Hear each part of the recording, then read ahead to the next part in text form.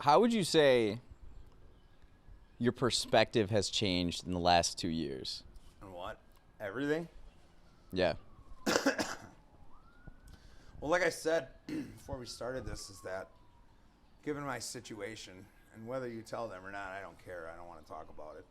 But Do you want to mention it just real quick? well, okay, yeah, I got some cancer. I got a lot of cancer. I've had some struggles over the last couple of years. I've had some serious surgeries too. Brain being one of them. That was something. Maybe we'll talk about that a little bit, because that was. I don't know if that happened in the last 2 years. Did I have brain surgery prior to us doing the last Rich's Conversations? No? So that happened in the last 2 years, eh? All right, we'll get into that a little bit, because that was the all-time. Why don't we do it right now? Describe it. I'm going to get there. So, that was a game changer. So if you want to talk about changing perspectives, yeah, this is the Mount Everest of perspective changes. So prior to that, like, you just deal with what you got to deal with. You do what you got to do. You are who you are. And so I went into an MRI, and within minutes, usually MRIs are an hour at least long.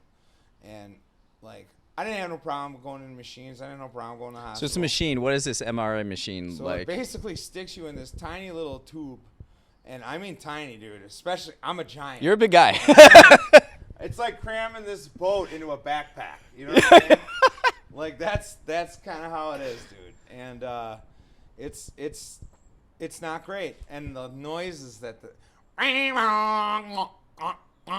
the noises are insane. Like, why does it have to make all these crazy sounds? Maybe it's doing. I don't know. I never asked him. I'm gonna ask him next time. Now that I brought that up, but I was in that machine for, I don't know, 15 minutes at most.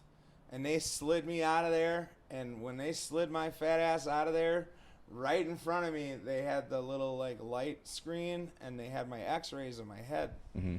And right in the frickin' front of my head was a walnut, dude, a black walnut. It looked just like a frickin' actual walnut, too. It was like the shape and size of a walnut. And I was like, that's a problem, isn't it? And they're like, yeah, this is a problem. We're going to have to fix this right now. And I was like, all right. I gotta go home first. What? Like, no, that's not how this works, man. No, I didn't want to, like, go. I couldn't make the transition from, like, I was struggling with it real bad, because it's like, all right, this shit's happening. It's happening now. And I was like, listen, it's already there. Like, it ain't going nowhere. I'm gonna go home. I'm gonna get my affairs in order. I'm gonna come back and do what you gotta do. And, man, they sent in doctor after doctor. They're like, no, if you go home, this. I said, listen, I don't care. I'm going to do it. Like, you guys can say whatever you want. I'm doing this because I know that I might be in the hospital for, who knows, maybe I'm not going to wake up. That's what I immediately started thinking, But who knows, man? So I came home. I took care of the things I needed to take care of. Went back to the hospital, and, man, I was in a gown in a thing. Ever show you the pictures? Did I ever show you the pictures of me with that metal helmet on? I think you did. All right. So it looked like Magneto, man. Like, it was a helmet, dude, with, like, it was like a crown. And I'll never forget, they had to bring in 4 different doctors. The 2 that I were working with, they were bringing 2 other ones. And they picked the 4 spots that they were going to screw my helmet into. And all of them shot it with a needle. Like, had to count it down. 3, 2, 1, 4 shots at once. And then they screwed this huge metal freaking helmet to my head.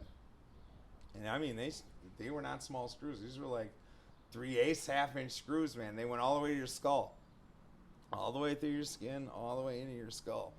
Marks on my skull. And because that's how I was doing some experimental stuff for the research and all this stuff, because I don't care, man. Like, I'm already going to be suffering and going through bullshit anyway. I might as well let them experiment. Why not?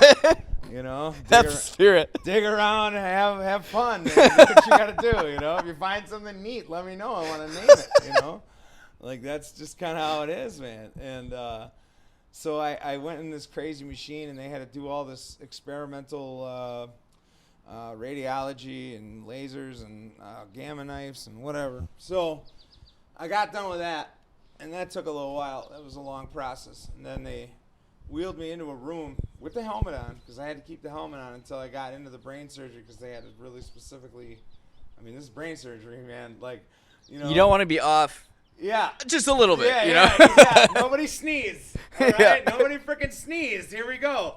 You know, like, and who knows, dude? Like, anyway, they wheeled me in this room, and literally this tiny little room with a little medical bed. It seemed like a storage room, kind of. It was weird. And they're like, all right, you got about an hour before your surgery. And I'm like, I freaked. I was like, you're going to make me sit here for an hour? You're going to make me sit right here alone with nobody with this thing on for an hour? I was like, all right, I'm going to need a pen and paper right now. And they brought me a pen and paper because, dude, it was like the amount of thoughts, the amount of, holy shit. I mean, nothing has ever hit me like a wave like that where it's like, dude, you are about to go through something right now, you know? And it's like, I couldn't write fast enough because, I mean, the slop that I don't know what happened to those papers either. I've looked. I told the nurse, I was like, hang on to these until afterwards. I want to read them. And maybe, I don't know, who knows? Maybe she read them and she's like, he don't want to read these. I don't know. Because I don't remember what I wrote down, dude. Like, this is, oh, man. This is going into something, number one, I've never done. Number two, that is probably the scariest moment in my life. And number three, that's happening, like, all of a sudden. Yeah. Dude. Like, this is an hour after they show me a picture of a walnut in your head. So, anyway, when I go into surgery, and it sucks that I have to say that, but whatever. When I go into surgery, every single time, since the first time I've ever been knocked out, something that is big deal to me is that when they put the mask on your face to knock you out, I always make sure it's my hand that puts that mask over my face, because I don't want any of these people to feel responsible. Once I knocked myself, I did it. Interesting. You know what I'm saying? Like, it just feels like you have the control. Yeah. You're doing this yourself. So if you go move on, you know what I mean? Like, you were the last one that did it. It was your decision. Yeah. That's just my mental thing. You know, I don't know how other people do it, but that's how I feel. And especially that time, because I was like, and it's funny because every time I've gone into surgery, I've said something funny right before I passed out and made everybody laugh. I remember when they did my neck surgery, man, which was that was a rough one too. When they did surgery on my neck, I said something so funny they had to stop surgery, dude, because somebody brought it up while they were. I don't know what I said. They told me to. I forgot what it was. But I said something. I was like, "Is everybody comfortable? Everybody doing good?" You know, like checking on everybody else. And somebody said something. I was like, "You guys are doing the work. I'm just gonna take a nap, dude." You know, and oh man, it was something.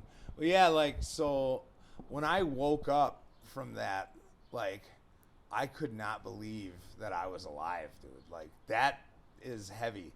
And like I said, the thoughts that go through your head and things that you really realize in that instant, in that moment, in that second, that what is important to you, you know. And the two things that I personally discovered at that moment was, like, I wanted my kid and my kid's mom.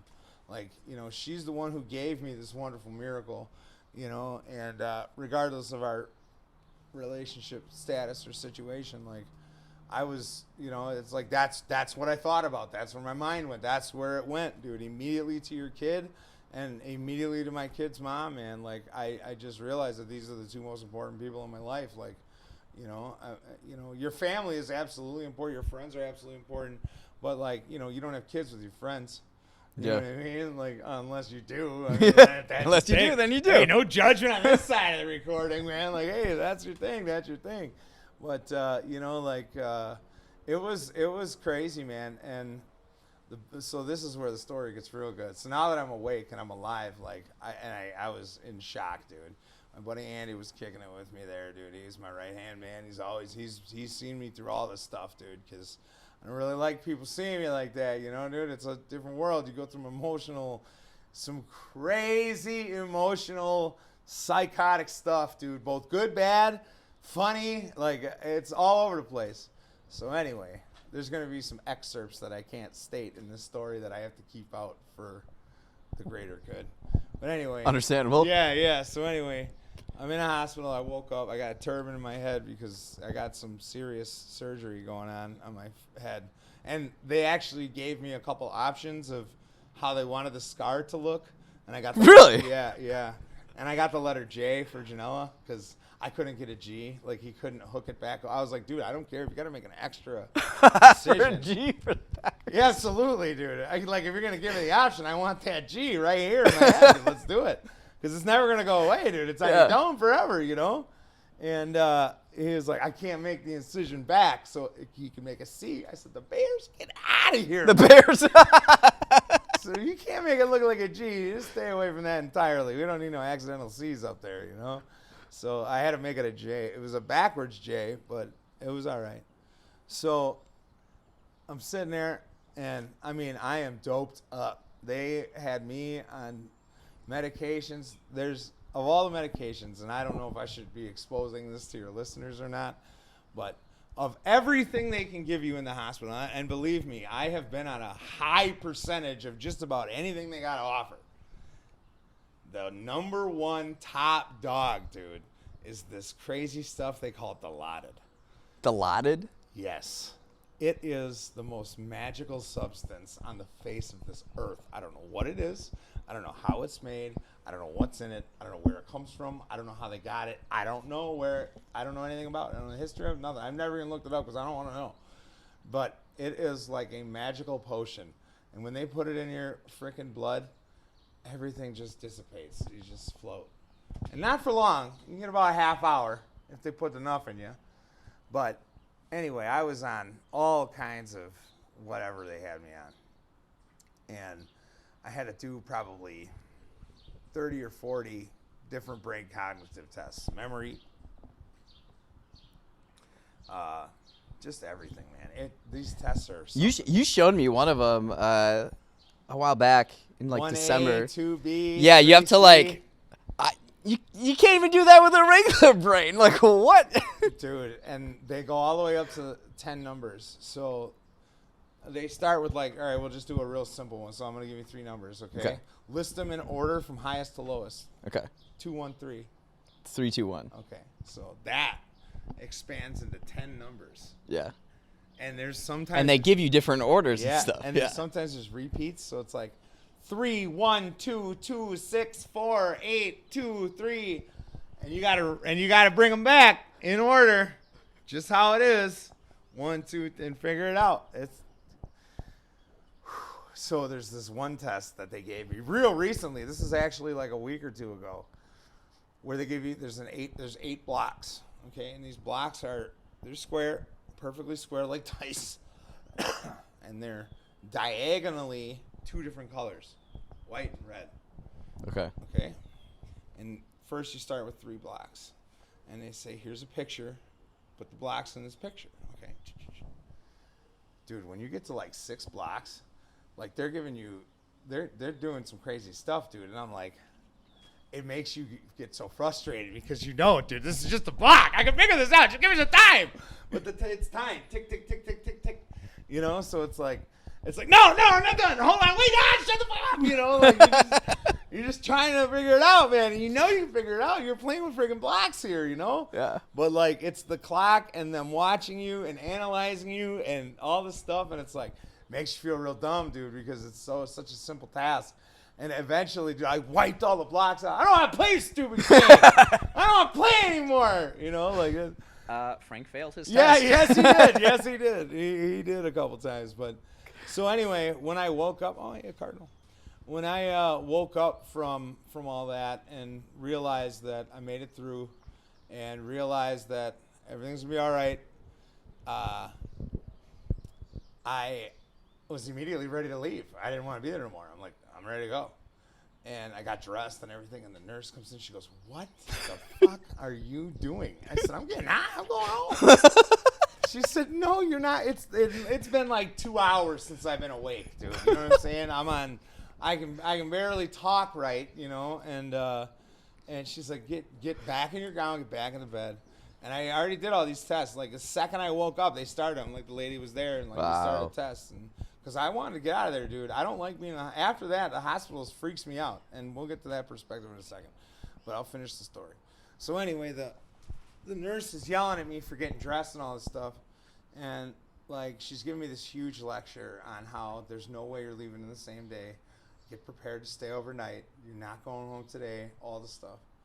And as she's saying this, the PA comes in, physician assistant comes in, literally right over her left shoulder, dude, right here, like this far away from her, and says, "You're good to go, Mr. Malcolm."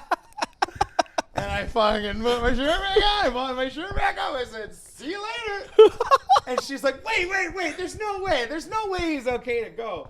And she got an argument with the PA about how there's no way that I'm ready to leave this hospital. I said, "I'm good to go. See ya." So this is how it ends, okay? Which is probably unlike anybody else you're ever going to meet who's ever had brain surgery. That's for damn sure.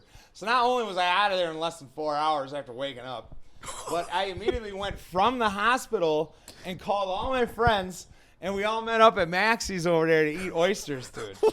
Yeah, I went from the hospital to the oyster spot with the turban, and I sat down, dude. I felt like a king, dude. All my boys were there, man, it was crazy. We sat there and sucked down oysters for a couple hours. What? Yeah, man, that's how that ends. I even had a drink. I think I had a 7-7 while I was sitting there, too. I know, it was crazy. That's how it ended. Like, that was the conclusion of the story was after that, dude. It's like, that's what I did. Sitting eating oysters 5 hours after having brain surgery.